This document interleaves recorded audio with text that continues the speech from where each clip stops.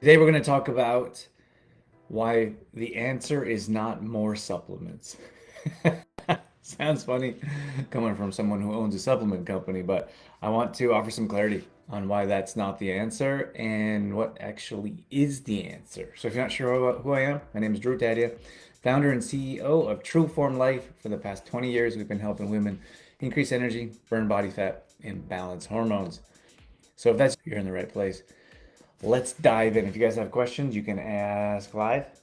And if you are watching the replay, you can still ask, and I'll answer the questions after. So, why supplements are, sorry, let me take a step back. Why more supplements is not the answer. And here's the thing is that how many of us have a whole pantry full of supplements, or you have a whole cupboard dedicated to supplements that you don't use? So here's the thing is that a lot of people go and they buy cheap supplements because they're on sale, because they're discounted, and there's no real thought process behind it or there's no planning.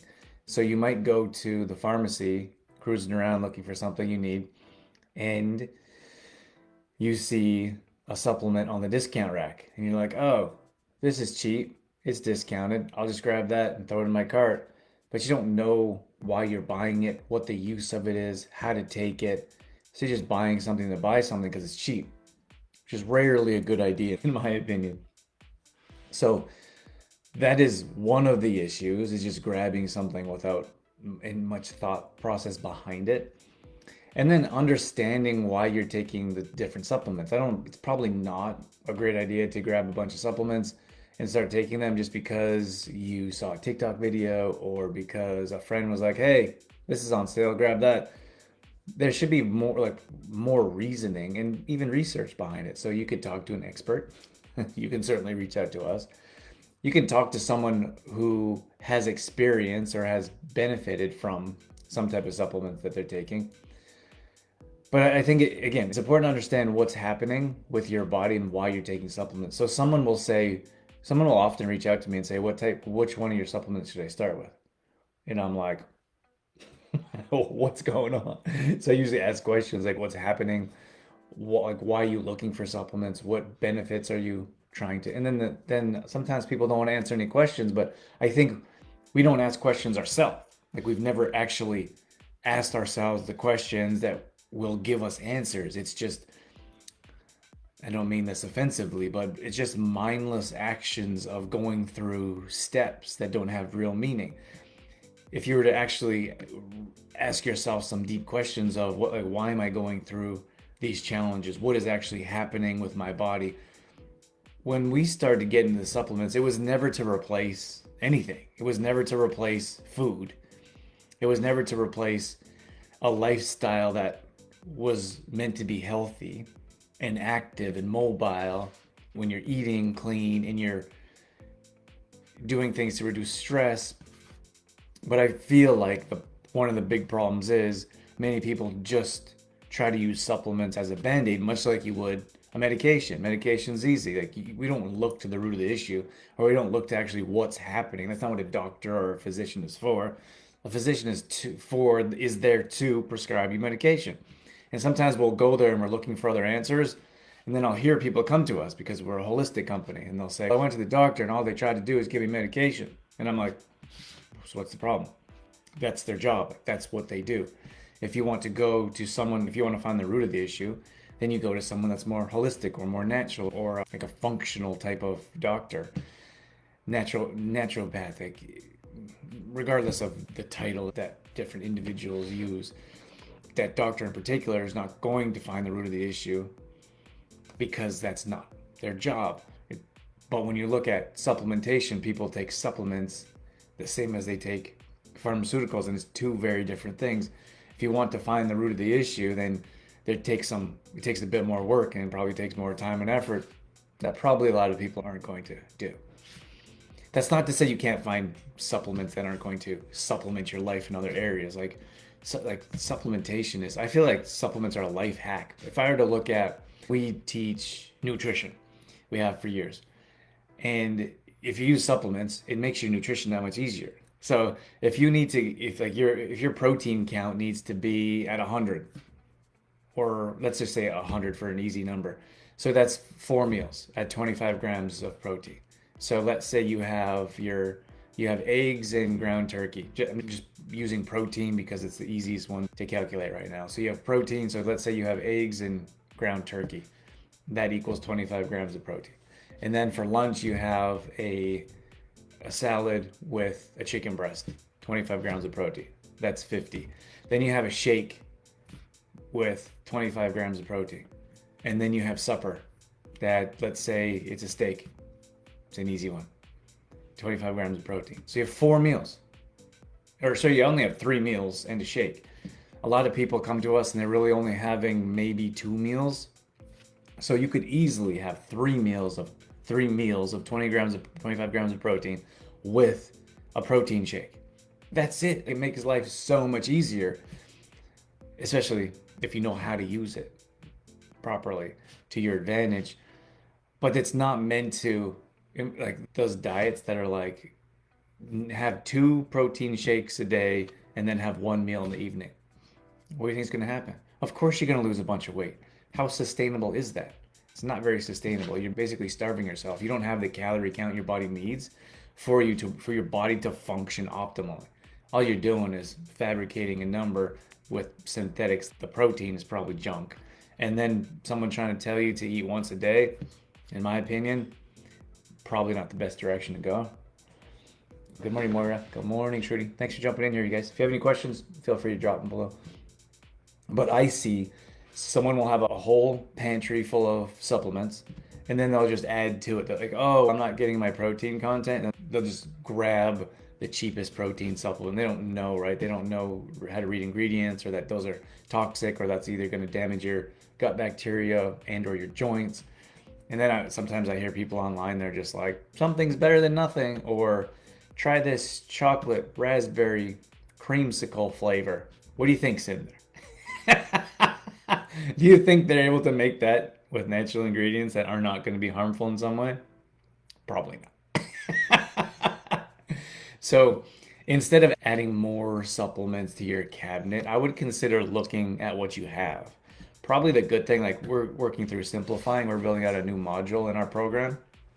And one of it is simplifying. It's you're removing your chaos, moving from chaos to calm. We have a workshop coming up on the 21st that is going to be a full training on that. And then from there, inside our private group, we have these very specific steps of the things that you can do to start simplifying your life. Because people's lives are in chaos. That's just how it is. We have people like every week we have people saying they're going to show up for something and they don't. Like how often does that happen? Or I forgot about it, or I had too much going on, or my appointment ran late. Doesn't matter what it is. What matters is that we have too much going on in our life. I just listened to this really interesting clip about how this is going to be a trigger for some parents, because some parents, they put their kids in a dozen things and they're running from school and then they have 3 different activities after that and then they're exhausted and then they have to wake up in the morning, they do another activity and then they go to school and then it just repeats and the kid is like an adult because this is what we do. And now we're treating our kids like adults and giving them appointments from when they wake up till they fall asleep. And we are exhausted. And then people often come to us and they're like, I'm exhausted. I don't have any energy. I'm like, what does your day look like? Your day look like your day's in chaos. We have so many things going on that you can't possibly keep up with anything. And then try to add something. Oh, I'm going to add supplements to that. I'm going to add workouts to that. Just doesn't work. So first, the root is to simplify. So I would suggest looking in your cupboard and throwing out, literally throwing out the items that you're never going to use. And you could know if you have something sitting in there for 5 years, you're not going to use it. You're still paying for it in space and probably mental capacity, maybe even emotionally. You feel guilty for opening that cupboard, looking in it, and then feeling bad you wasted money, you've expired products in there, you don't know how to use it, or you're never going to use it. Just throw in the garbage. Throw in the garbage. I'm giving you permission. Give yourself space to create space in your life that can offer more abundance. And here's the thing is that if you look at friends, for example, this is a big one because we live in a world where we're very ego-centered. Everything is about us. So we very rarely, this may be difficult in our warm, inviting community, but usually you have to reach out to people in your life, right? Like, how you doing? How are things going? You very rarely hear people, oh, how are you doing? Or would you like to do something with me? And then on top of that, it's like we surround ourselves with these very negative people, like negative, condescending, Debbie Downers, the sky's falling, worst case scenario type of people. If that's, you can make steps to change that.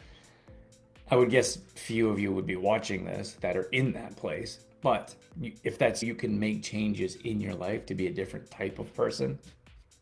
And if that's not you, if that's you that has made changes and you continually surround yourself with people that bring you down, that's called self-sabotage.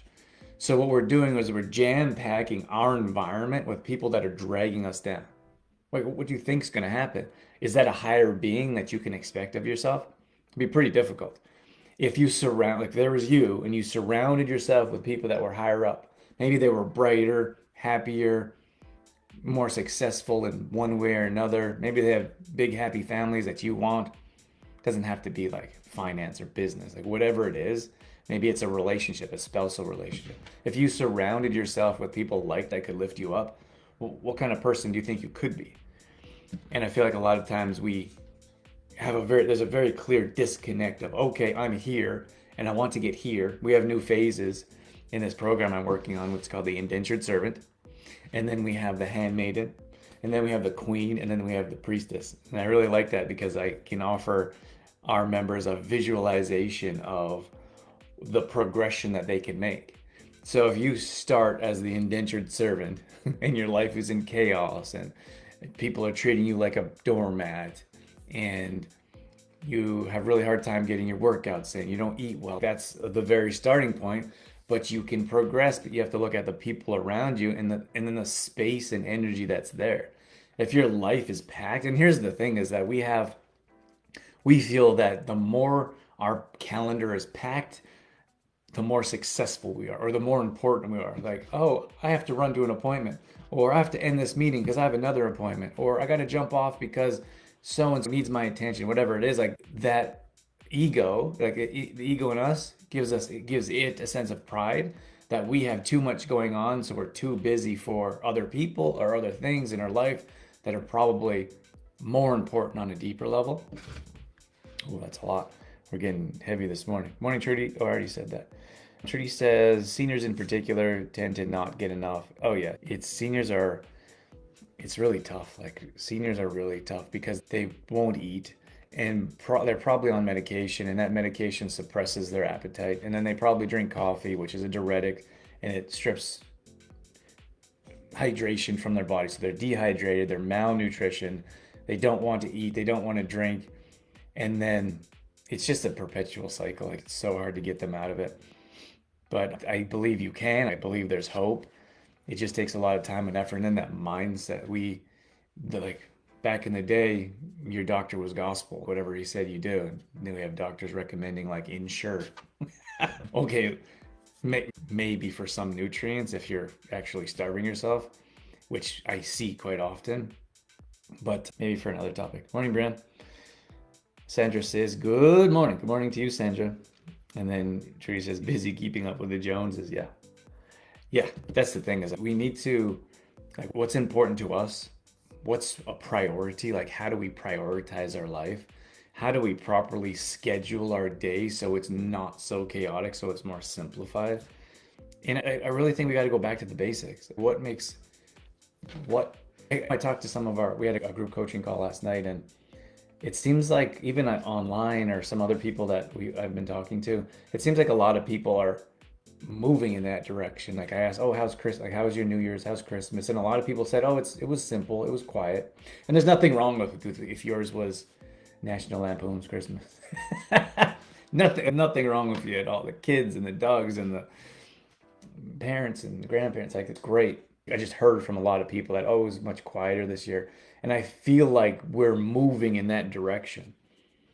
We just need a clear path because we know our lives are in chaos. We know our stress levels are absolutely through the roof. We literally cannot handle anymore on our plate. I hear it from people all the time, like every day. Oh, I can't do one more thing, or I'm not able to fit one more thing. I really like to, but I'm maxed out. That's mindset, but it's also the thoughts that we think and the actions that we take. And it's a lot of self-limiting beliefs rooted deeply that need to be dug out. They need to be dug out and replanted. But moving back to the pantry, get rid of the junk, get rid of the nonsense, get rid of that stuff that you don't need, and especially the old stuff, like the old supplements that you're not going to use. Oh, you know what? I was talking about like how we surround our community. So you like your pantries or your cupboard. I'm envisioning a cupboard that's jam packed, and maybe that is so full that is spilled out on the counter. Now you're stacking more supplements on the counter. That's a cluttered life. It's energetically, it's cluttered. You don't have room for, so someone could approach you and say, I have a really good quality fill in the blank of, let's say, a product. And then you think, oh, I have too much stuff in my pantry, I have too much stuff in my cupboard, half the stuff I'm not even using, so I don't have any space for more quality. Now think about that philosophy when it comes to your environment or the people that you allow in your life. So you have so many people cluttering your life, whether it's close family members, distant family members, friends, co-workers, your employer, or partnerships that you've developed. Those negative people are jam packing your life. So when you have someone that's more rooted, someone that's stronger, more confident, happier, healthier, that person wants to come into your life and you just naturally deter them. Oh, sorry, I actually have no space for this in your life. Like, for example, like business wise, like we teach this and we help people and we work with them. And then these are the stick. We have a very clear path. Just say, for example, so take me or our business out of the equation. And let's say there was a perfect scenario that someone that could help change your life for the better. And maybe you would be more financially abundant. Maybe you would have more mental clarity. You'd have a stronger mental health, spiritually, emotionally. The perfect scenario to to put you in a situation that you would love. You'd wake up refreshed, revitalized every morning, looking forward to the kids, the grandkids, your work, your spouse, whatever that is. Envision that just for a moment. I'll take a deep breath while you're envisioning. You're envisioning that, right? Now, try to create that with a whole group of negative people and envision yourself saying, I'm sorry, I cannot accept that in my life because my life is too chaotic and too busy with all the nonsense and noise and drama that's dragging me down. So in one place, you have the green or the red or blue pill that will take you there. But you're saying, no, I'm good. I'm too full. I can't handle that.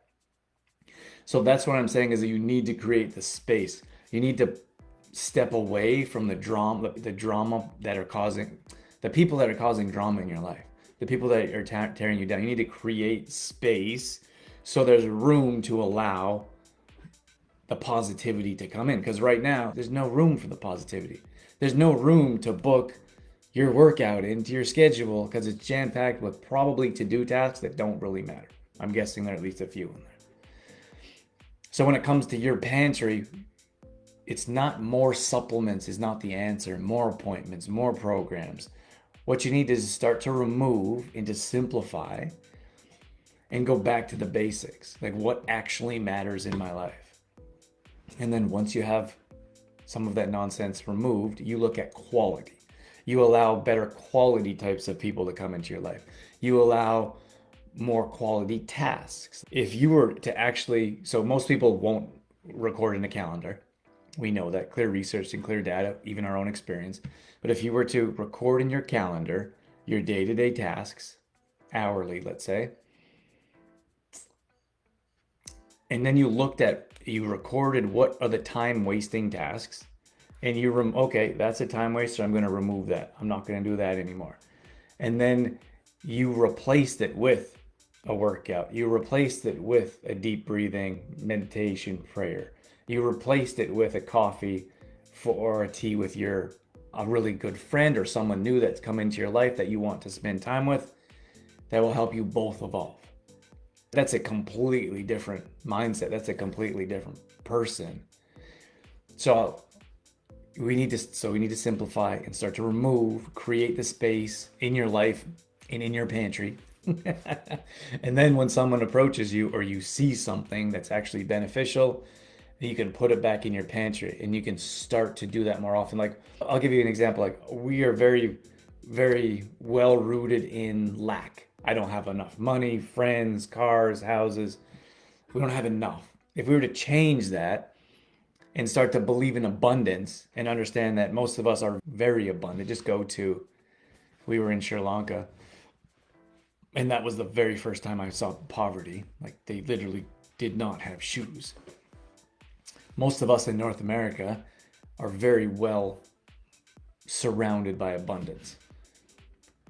We sat down. There's this family, makes me a bit sad to think about, but there's this family that didn't really have food, but they wanted to present us. They wanted to, how can I say? They wanted to show their appreciation for us coming to visit. It's a very poor family. And they brought out they had a little bowl of rice. They had an even smaller bowl it was dried fish. Like, protein is more expensive for them, probably in general, but a little bowl of dried fish. And then there was like 3 boiled eggs. It was boiled in curry. And there was there was 4 of us at the table, like 4 of us sitting. And then there was 3 or 4 family members there.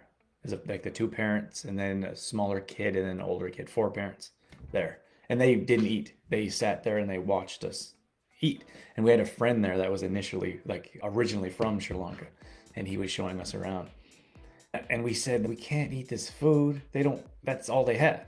We can't eat this food. And he said, we have to eat the food. They'd be insulted if we didn't eat it, because they're giving us all they had. And if we rejected that, we're rejecting everything from them. And this is a bit of a side tangent or a side note.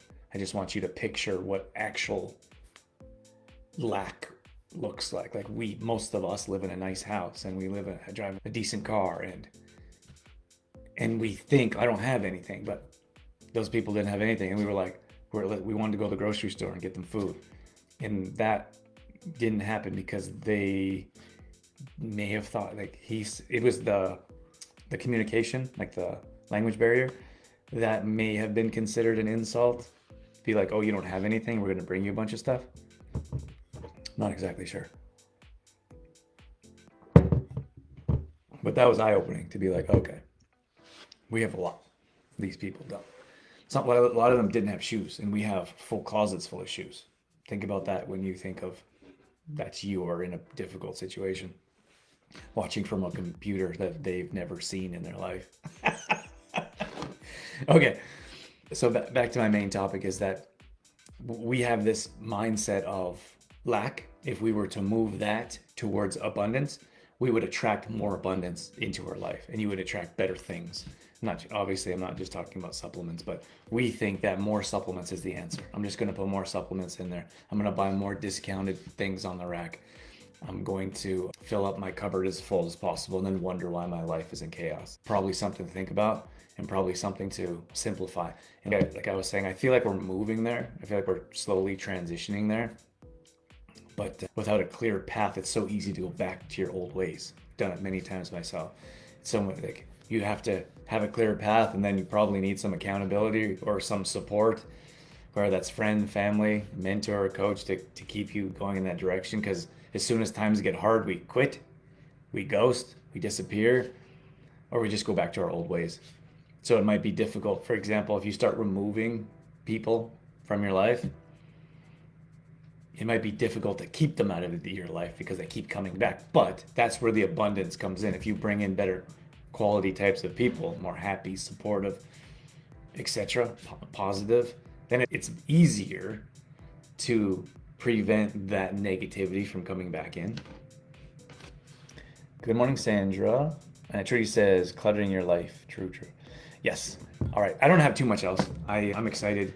about simplifying. What's what we do? Like we look at simplifying our life on a regular basis, and we think, is this answer cause will this result cause things to be easier for us or more complicated, which is more difficult? And I would suggest that from you. So reducing clutter in your life, many different ways. Reducing clutter from technology, reducing clutter from your closet, from your pantry, from your supplement cupboard. That's most of, I would say, 80% of what we work through on a regular basis is clutter. That doesn't take us closer to where we need to go. That's probably a lack of prioritizing and a lack of focus. And in most cases, it's a skill. Like it's a skill that needs to be taught and learned. And most of us don't have those skills unless you learn them. We don't just naturally have this all the skills we need to be in the place we want in life. Like the most successful people in the world, it doesn't matter how you see them, whether it's the most successful parent or business owner or the kid.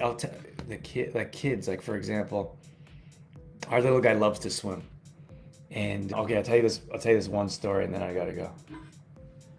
Suzanne says I'm working on it, and Trudy says we got this. Yes. Okay. I'll tell you this one story, and then I'm going to jump off. Our little guy is just over three and a half at the time of this recording, and he can swim. He swims really well. But he's been in water his whole life. He was born in water. We had him in water maybe 3 months, probably when he was 3 months, 6 months at the latest. We've had him in swimming lessons. We've had him in one-on-one swimming lessons. We visit or live near a beach, an ocean, in pools often. He swims. And when he jumps in this is so funny because I love to watch it. When he's just little, like it's 3, he jumps in the pool, people panic because I let him lead. I feel if I want to create a leader out of him, he needs to make his own decisions, and he probably makes more decisions on his own than many adults. But I'll sit back. Like don't get me wrong, I play with him and I swim with him. And I guess the other thing is that I'm really confident. I've been near water for many years in my life. So the water I don't have fear of water. The water doesn't scare me. I can swim really well. I jumped in the ocean. And maybe that's my ego talking. But those self-limiting beliefs, those MAT members that are in here, this is part of our new module coming out, but limiting beliefs is a lot of parents fear water. So they put their self-limiting belief on their children, and they're like very tense or anxious or emotional around water. So the child is obviously takes on that emotion and is scared of the water. So our little guy he'll jump in the pool and I'm sitting off to the side. Like I'm sitting back in chairs and he'll jump into the pool, and then you'll see an adult like looking for someone, and he's swimming. And he's swimming, but he swims in a way like he swims, and so he'll come up and he'll hold his breath, and then he'll go under and he'll swim, and then he'll come up and he'll hold his breath, take a big breath, and he'll go down. He swims like this. His head's like this far into the water, and he's swimming. He's kicking his feet, and he can swim clear across the pool.